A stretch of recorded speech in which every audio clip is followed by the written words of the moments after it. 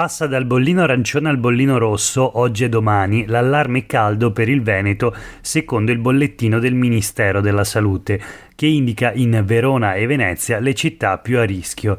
Mentre l'arancione indica pericolo per la salute, in particolare di anziani, bambini, pazienti cronici come diabetici, nefropatici, soggetti affetti da malattie respiratorie e cardiovascolari, il bollino rosso segnala invece il pericolo per tutti.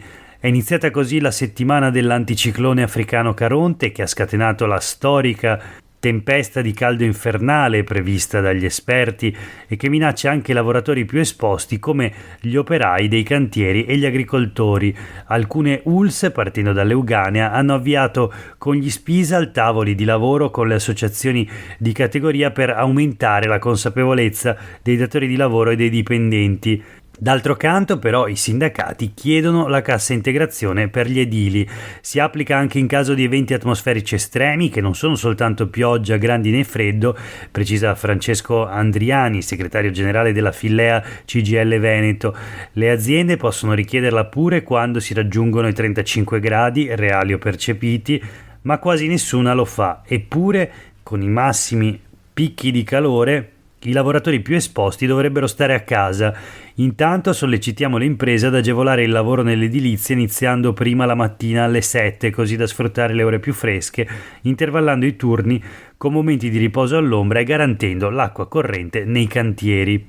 Nell'edilizia tra il 2014 e il 2019, dice Rosanna Bizzotto, direttrice dello Spisal di Padova, l'INAIL ha segnalato a livello nazionale 524 infortuni all'anno dovuti alle alte temperature sui 184.000 complessivi.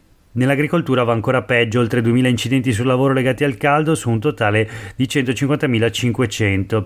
Insomma, il caldo torrido è pericoloso. Questo è Sveglia Veneto, il primo podcast dedicato all'informazione vista da Nord-Est. Io sono Jack Calcetto, oggi è martedì 18 luglio 2023. La prima notizia del giorno riguarda il bollino rosso legato all'aumento esponenziale delle temperature. Bollino rosso per la salute, appunto.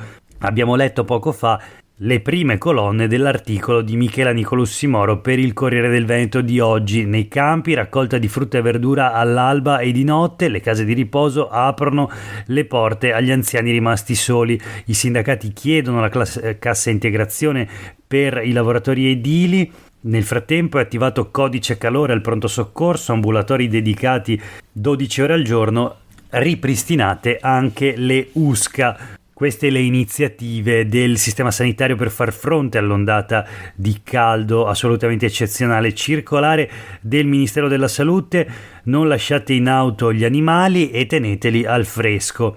La Regione nel frattempo ha attivato il numero gratuito 800 535 535 in collaborazione con il servizio telesoccorso, al quale i cittadini possono chiedere informazioni e aiuto in caso di disagio fisico. Insomma, un numero verde che risponde da lunedì alla domenica 24 ore su 24. Aiutiamo gli utenti ricorrendo anche al piano caldo che hanno trasmesso ULSS e comuni, dice la responsabile del servizio Alessandra Zanin. Riceviamo 5-6 chiamate al giorno, soprattutto da anziani disidratati perché si dimenticano di bere o privi di condizionatori, e allora allertiamo associazioni e comuni che li vanno a prendere con i pulmini e li portano al pomeriggio in locali refrigerati. Se invece si sentono male o vivono in condizioni disagiate, avvisiamo il SUEM o i servizi sociali. Questo per quanto riguarda il caldo torrido. Nel frattempo oggi e domani 2 giornate appunto ancora da bollino rosso con temperature elevatissime. Poi da mercoledì sera le previsioni parlano di correnti un po' più fresche che dovrebbero abbassare leggermente le temperature. Nel frattempo voltiamo pagina, torniamo a parlare di un tema caldo, quello della cosiddetta emergenza immigrazione in Veneto, il tema dell'accoglienza delle persone migranti nella nostra regione. I quotidiani del gruppo GEDI oggi danno ampio spazio a un'intervista al sindaco di Vicenza Giacomo Possamai, che dice: facciamo tutto per evitare le tendopoli, dovremmo dividerci equamente queste persone e avviarle al lavoro, dice il giovane sindaco di Vicenza Possamai. Da tutte le categorie produttive ci arriva l'invito a gestire flussi ordinati e sensati. Ancora, noi siamo d'accordo con Zaia e Conte perché amministriamo responsabilmente. Il governo Meloni è passato dal blocco navale all'ipotesi grandi hub, sottolinea Possamai, che insomma nel dibattito che vede contrapposte l'ipotesi da un lato dell'accoglienza diffusa nei comuni e dall'altra invece la concentrazione delle persone migranti nei maxi hub, naturalmente si schiera Giacomo Possamai, sindaco di Vicenza del centrosinistra, per la prima ipotesi, quella dell'accoglienza diffusa, un'ipotesi che recentemente, come abbiamo detto nelle passate puntate di Sveglia Veneto, è stata sostenuta, ha convinto anche il presidente della regione Veneto Luca Zaia, che torna a ribadire sulle pagine dei quotidiani del gruppo Gedi: il Ministero dell'Interno ha approvato il protocollo che prevede appunto l'accoglienza diffusa, l'ha firmato Zaia assieme al sindaco di Treviso e presidente dell'Anci Veneto Mario Conte, e assieme anche alle prefetture. Continua lo scontro politico interno alla Lega, che vede da una parte appunto i favorevoli all'accoglienza diffusa, sembrano essere soltanto Zaia e appunto Conte, e dall'altra parte una fronda di dimensioni importanti che in realtà coincide con le posizioni ufficiali del partito, perché il segretario regionale è contrario all'accoglienza diffusa e così anche i sindaci della Lega, molti esponenti di peso del partito, tanto che sulle pagine del Corriere del Veneto si legge addirittura Gobbo e D'Arè preferiscono gli hub perché dicono si controllano meglio, queste le parole dei due esponenti di peso della Lega trevigiana.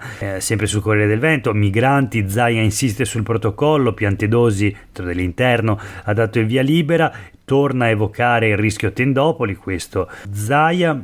Il Corriere del Veneto ricorda il caso Vicenza, provincia di Vicenza si intende, l'arrivo di 20 profughi in 7 comuni ha scatenato la polemica con la prefettura, polemica che vede naturalmente in prima linea i sindaci della Lega. Si parla di accoglienza anche sulle pagine del Gazzettino, migranti, coinvolgiamo i sindaci, diciamo no alle mega tendopoli, qui è Zaia a parlare, il protocollo non è congelato, c'è la richiesta di un parere legale sulla cabina di regia, il sindaco di Treviso Mario Conte dice basta, ho già la caserma serena, quindi spiega così il suo la sua conversione a favore dell'accoglienza diffusa.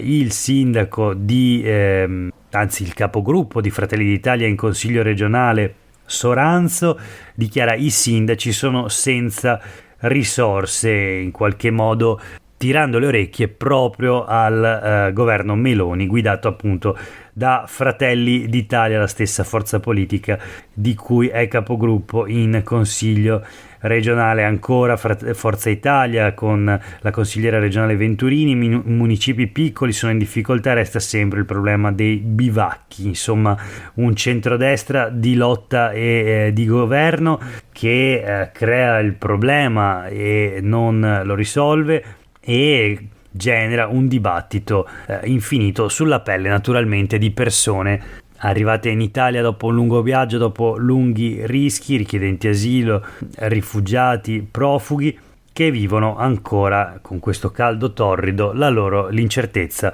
per il loro destino. Chiudiamo la rassegna stampa di oggi con alcune notizie flash. Tragedia del Redentore, c'è l'ipotesi di un'onda anomala. La notizia sul Gazzettino di oggi fa riferimento allo schianto del barchino dopo la festa del Redentore che è costato la vita a un giovane. Ne abbiamo parlato ieri a Sveglia Veneto. Siamo a Venezia naturalmente. Il padre della vittima dice si poteva evitare, andremo fino in fondo con le indagini. L'articolo di Giuseppe Babbo sul Gazzettino di oggi: il 28enne era un pilota professionista ed esperto che conosceva benissimo la laguna, inspiegabile lo scontro con la briccola. Ancora sul Gazzettino un'altra, Flash pedemontana, la fauna cambia, dopo lupi e orsi ecco lo sciacallo dorato. La fototrappola ha ripreso un maschio in un sentiero nei boschi sopra Fregona, è un piccolo predatore stanziale simile alla volpe, convive con altri esemplari. La prima femmina era stata segnalata un paio d'anni fa, ora si è stabilito definitivamente nella Marca trevigiana, quindi lo sciacallo dorato. E ancora, parlando di animali, ci spostiamo in Alto Adige, mucche inferocite caricano i turisti, grave una bellunese sull'Alpe di Siusi. La donna è stata travolta, gli animali erano stati agitati da un cane senza guinzaglio. È successo domenica pomeriggio, quando appunto una mandria di mucche ha improvvisamente caricato delle persone. I turisti si stavano rilassando sull'Alpe di Siusi in Alto Adige a 1700 metri di quota sul sentiero che collega Sassopiato e Sassolungo.